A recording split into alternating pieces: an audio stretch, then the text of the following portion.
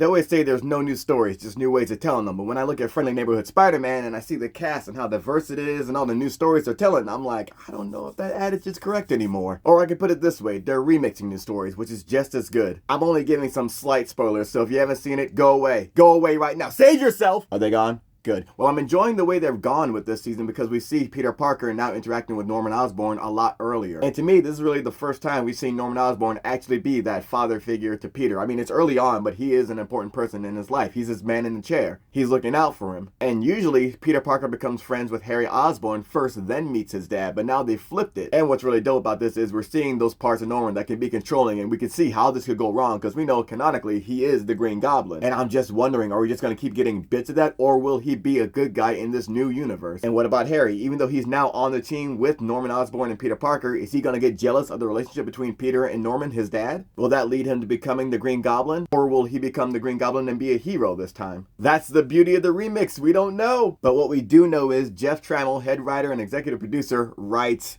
hits. Over on Craig of the Creek, he had adventures for all them Creek kids, and now we got him having adventures for Peter Parker and Friendly Neighborhood Spider-Man, swinging throughout New York City. What I love about the episode are the Easter eggs and the way they pay homage to references to different superheroes, as you can tell through all the suits Spider-Man was going through in that one episode, as well as people being a victim of circumstances and their environment, as we're seeing between Lonnie and Peter Parker. And it's funny because Lonnie's a high school quarterback, but he's just as smart as Peter is, and became his lab partner just to prove that too. And we see Lonnie not being a product of his environment, but an addition to his environment until the condition changes. Whereas you look at Peter Parker and the real reason he got that internship at Oscorp, you can then see the parallels between Lonnie and Peter Parker. As one man is Spider-Man and the other man becomes Tombstone. It's intricacies like that that make the show stand out to me, as well as Peter Parker's demeanor toward villains. There's a scene where Peter gives someone a second chance and you can recognize the circumstances that would lead someone to do crime. Ooh, that's how you write a Spider-Man. I've really been enjoying the journey, and with Jeff Trammell at the head of this, it really feels like he's on his way to becoming our generation's version of Dwayne McDuffie. And I don't think it's too early to call that either, because there's always going to be a baton pass, even if it comes years later. And the writing on Friendly Neighborhood Spider-Man shows us a trail is being blazed.